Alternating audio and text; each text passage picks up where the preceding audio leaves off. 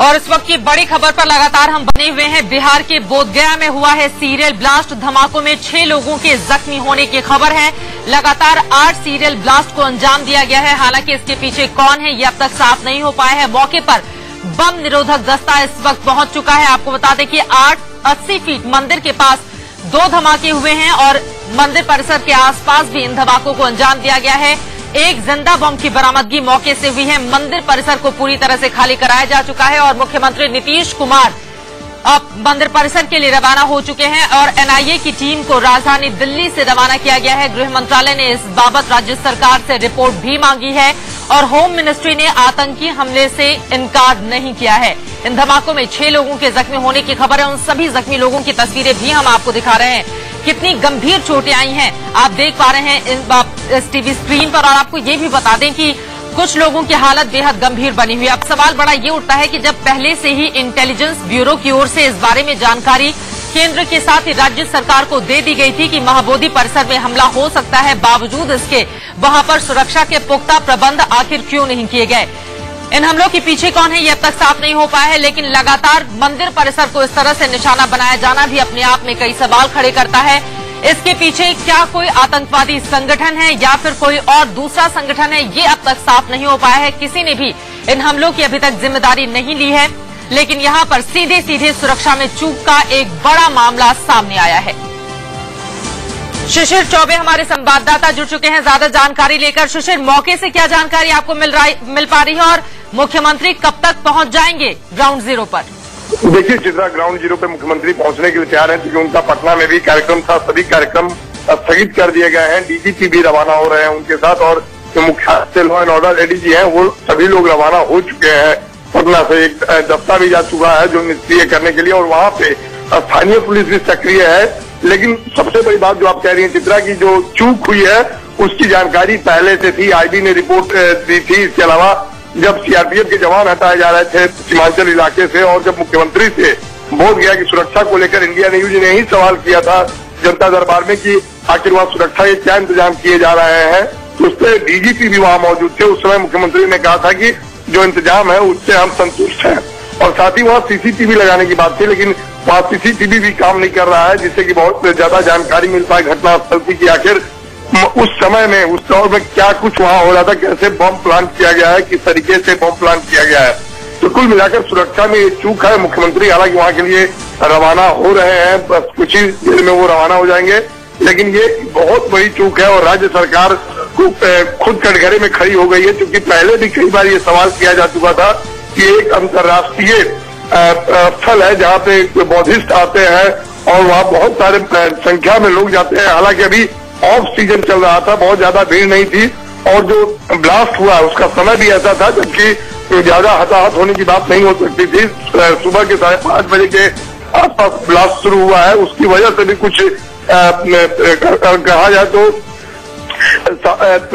जाने बची हैं या फिर भीड़ से लोग बचे हैं, जिसमें कि भीड़ होती तो ज्यादा जाने जा सकती थी।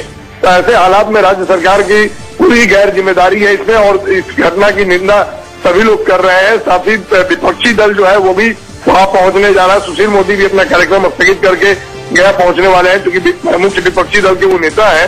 तो कुल मिलाकर इस पर राजनीति की बात नहीं हो रही है, लेकिन जो घटना हुई है उसकी जिम्मेदारी कौन लेता है ये देखने बिल्कुल बड़ा सवाल यही खड़ा हो रहा है कि आखिर इसकी जिम्मेदारी कौन लेगा। सुशील हमारे साथ बने रहिए। दर्शकों को हम बताते हैं कि लगातार 8 सीरियल धमाके हुए हैं। हालांकि 6 लोग जख्मी हुए हैं जिनका अस्पताल में इलाज चल रहा है। लेकिन जो मूर्ति वहां पर है, कई सारी मूर्तियां वहां पर भगवान बुद्ध की, उनको कोई क्षति नहीं पहुंची है। हालांकि जो महाबोधि वृक्ष है उसको थोड़ा नुकसान जरूर हुआ है। आपको ये भी बता दें कि दरअसल बुद्ध ने ज्ञान प्राप्ति के बाद दूसरा हफ्ता इसी बोधि वृक्ष के सामने बिताया था और उसी के ठीक सामने खड़ी अवस्था में भगवान बुद्ध की एक मूर्ति भी है। इस मूर्ति को अनिमेष लोचन कहा जाता है। ये मूर्ति मुख्य मंदिर के उत्तर पूर्व में होता है और जिस बोधि वृक्ष की बात हो रही है जिसे चोट पहुंची है वो दरअसल पीपल का एक वृक्ष है। सुबह सुबह लोग वहां पर परिक्रमा करने के लिए जाते हैं और जातक कथाओं में इस बात का जिक्र है कि ये मुख्य मंदिर के परिसर ही बना था और भगवान बुद्ध को इस वृक्ष के नीचे ही ज्ञान प्राप्त हुआ था। इसी वजह से लोग वहां पर परिक्रमा लगाते हैं बोधि वृक्ष का। बोधि वृक्ष को थोड़ा नुकसान पहुंचा है। बहरहाल इस वक्त सुरक्षा के पुख्ता प्रबंध वहां पर किए गए हैं। 2 तस्वीरें हम आपको टीवी स्क्रीन पर दिखा रहे हैं। बोधगया में बोधगया में सीरियल ब्लास्ट हुआ है। इस ब्लास्ट में 6 लोग जख्मी हुए हैं। उन सभी 6 जख्मी लोगों की तस्वीरें हम आपको दिखा रहे हैं। मौके पर इस वक्त फॉरेंसिक टीम, पुलिस की टीम के साथ ही साथ तमाम और लोग भी मौजूद हैं। जांच लगातार जारी है। पूरे मामले की तफ्तीश की जा रही है। एनआईए की टीम दिल्ली से रवाना की जा चुकी है। नीतीश कुमार अब से कुछ ही देर के बाद वहां पर पहुंचने वाले हैं। हमारे संवाददाता शिशिर लगातार हमारे साथ बने हुए हैं। शिशिर, बड़ा सवाल यही उठ रहा है कि जब आईबी की ओर से इस बारे में जानकारी दे दी गई थी, उसके बावजूद भी इतनी बड़ी लापरवाही बरती गई, वहां पर सुरक्षा के इंतजामात नहीं किए गए और बाकायदा 8 सीरियल ब्लास्ट को अंजाम देने में जो भी हो इसके पीछे वो अपने मंसूबों में तो कामयाब हो गए। अब इसकी जिम्मेदारी कौन लेगा? क्या ये सीधे सीधे राज्य सरकार का फेल्योर है? चित्रा, जो आप सवाल खड़े कर रही हैं वो सवाल सबसे बड़ा सवाल है। अभी आपने जिस तरीके से कहा कि सुरक्षा के वहां पुख्ता इंतजाम कर दिए गए हैं, घेराबंदी कर दी गई है, आखिर ये घेराबंदी के बजाय अगर सुरक्षा के इंतजाम पहले से होते, वहां चेकिंग की जाती, लोगों के आने जाने पे नजर रखी जाती, जो आज की डेट में टेक्नोलॉजी जितना हाई हो चुकी है उसका वहां उपयोग किया जाता, तो शायद ये दिन नहीं देखना पड़ता। जब भी घटना घटती है उसके बाद ये इंतजाम किए जाते हैं। दूसरे सबसे बड़ा सवाल है कि आईबी रिपोर्ट के बाद, क्योंकि बिहार में इतनी बड़ी आतंकी घटना नहीं घटी थी, लेकिन बिहार में कई ऐसे स्थल हैं जो कि आतंकियों के निशाने पर थे, और बिहार क्योंकि दूर पड़ता है तो यहाँ पर कोई घटना को अंजाम देना भी उनके लिए थोड़ा आसान हो जाता है, क्योंकि चेकिंग की व्यवस्था करें या सिक्योरिटी जांच की बात करें तो ऐसी कोई बात नहीं होती है। और यहाँ के ही लोग जो आतंकी होते हैं वो जाके या तो दरभंगा में, भागलपुर में पकड़े जाते हैं, एनआईए की टीम आती है, जांच करती है। ऐसे में भी राज्य सरकार की नींद नहीं खुलती है, तो ये अपने आप में अफसोसजनक है। और सबसे बड़ी बात है कि मुख्यमंत्री इसके बाद उनकी जो पहली प्रतिक्रिया आएगी वो निंदा करेंगे, भर्त्सना करेंगे इस बात की और दुर्भाग्यपूर्ण बताएंगे इस घटना को।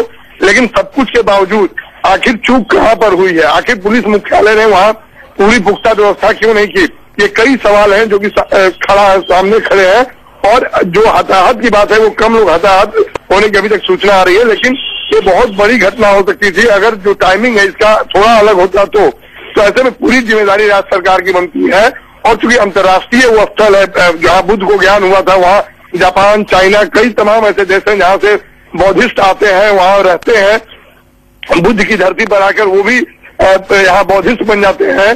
बुद्धम शरणम गच्छामि की बात होती है। वहाँ उस जगह पे केंद्र सरकार की तरफ से और राज्य सरकार की तरफ से पुख्ता इंतजाम उस तरीके का नहीं किया गया था जिससे कि ऐसी घटना से निजात पाई जा सके या फिर कोई भी आने जाने वाली की सघन जांच हो सके। बिल्कुल, एक बड़ी चूक का मामला यहाँ पर सामने आया है। हालांकि इसके पीछे कौन से लोग हैं ये अब तक साफ नहीं हो पाया है, लेकिन होम मिनिस्ट्री ने आतंकी हमले से इनकार नहीं किया है। क्या आतंकवादी इस हमले के पीछे हैं? और अगर हैं तो सवाल बड़ा यही उठता है कि मंदिर परिसर की सुरक्षा व्यवस्था चाक चौबंद की जानी थी और वहां पर अंदर तक आखिर ये विस्फोटक पहुंचे कैसे? शिशिर, बड़ा सवाल यही उठ रहा है कि मंदिर परिसर के अंदर तक विस्फोटक पहुंच जाते हैं। इतनी बड़ी लापरवाही, इतनी बड़ी चूक का मामला, और वो भी तब जब आईबी ने, इंटेलिजेंस ब्यूरो ने बाकायदा इस बारे में केंद्र और राज्य दोनों ही सरकारों को अलर्ट किया हो। बिल्कुल चित्रा सही कह रही हैं। मंदिर के परिसर के अंदर पहुंच जाता है कोई, वहाँ जो जांच की व्यवस्था है, जो सिक्योरिटी जांच है, वो इस तरीके का नहीं है जो कि आपको और देश के कोने में जो भी मंदिर है या जो भी धार्मिक स्थल है वहाँ जो देखने को मिलेगा वो बोधगया में नहीं। पर्याप्त संख्या में क्या उसकी आधी भी स्थिति नहीं थी। जहां भी ब्लास्ट होता है, आपको याद होगा संकट मोचन बनारस में ब्लास्ट हुआ था या लखनऊ में ब्लास्ट हुआ था, तो ब्लास्ट होने के बाद कुछ चीजें वहां सक्रिय रहती हैं, कुछ दिनों के बाद चीजें बहुत नॉर्मल हो जाती हैं। और यहाँ बोधगया में तो ऐसी कोई व्यवस्था की ही नहीं गई थी जिसकी वजह से मंदिर के अंदर क्या जा रहा है, परिसर में क्या जा रहा है, उसकी सघन जांच हो सके। एक खाता पूर्ति होती थी जिसका अंजाम आज देखने को मिल रहा है। सीरियल ब्लास्ट हुआ बोधगया में, जो कि अब तक इन चीजों से, आतंकी हमलों से बिहार महफूज था, लेकिन जो विपक्ष के नेता हैं उनका साफ तौर पे कहना है, लगातार वो कह रहे थे कि राज्य सरकार को सुरक्षा को लेकर सोचना चाहिए, सीमांचल को लेकर सोचना चाहिए। वहां से आतंकी आते हैं, बांग्लादेशी आते हैं, नेपाल से लोग आते हैं जाते हैं। ऐसे स्थिति में बिहार को भी बहुत बड़ा खतरा है, लेकिन सरकार के कान पे जू नहीं रहेगा। और जो हमारी बात हो पाई है चित्रा कुछ नेताओं से, उनका कहना है कि सरकार को सुरक्षा व्यवस्था से कोई लेना देना नहीं है। हाल के दिनों में जो आपराधिक घटनाएं घट रही थी और इसका अंदेशा भी था कि आतंकी घटना घट सकती है, जो कि आज आतंकियों ने अंजाम दे दिया है, लेकिन अब तक ये साफ नहीं हो पाया है कि किस संगठन ने किया है और क्या क्या इसमें इस्तेमाल किया गया है। तो निश्चित तौर पे ये विपक्ष के लिए एक हमलावर होने का मौका है। लेकिन उससे पहले सबसे बड़ी बात है कि इस घटना की निंदा हर कोई कर रहा है, लेकिन राज्य सरकार ने आईबी अलर्ट के बाद भी ऐसा पुख्ता इंतजाम नहीं किया। क्योंकि डीजीपी से भी हमारी बात हुई थी जनता दरबार के दौरान, उन्होंने भी कहा था कि जो सुरक्षा इंतजाम के कोशिश किए गए हैं वहां पर और सारी व्यवस्था कर ली गई है, किसी तरीके का कोई दिक्कत नहीं है। आज वो क्या जवाब देते हैं देखना होगा, क्योंकि बिल्कुल बड़ा सवाल यही खड़ा हो रहा है कि दावे तो बहुत किए जाते हैं इस तरह के मंदिरों की सुरक्षा व्यवस्था को लेकर, लेकिन जब इस तरह के धमाके हो जाते हैं उसके बाद जवाब किसी के पास नहीं होता है। भारत में धार्मिक स्थानों पर कई बार हमले हुए हैं, यहां पर आतंकवादी अपने मंसूबों में अंजाम देने में कामयाब हो जाते हैं। हालांकि क्या ये एक आतंकवादी हमला ही है, औपचारिक रूप से इस बारे में अभी कुछ भी नहीं कहा गया है, लेकिन गृह मंत्रालय ने आतंकी हमले से इनकार भी नहीं किया है। इस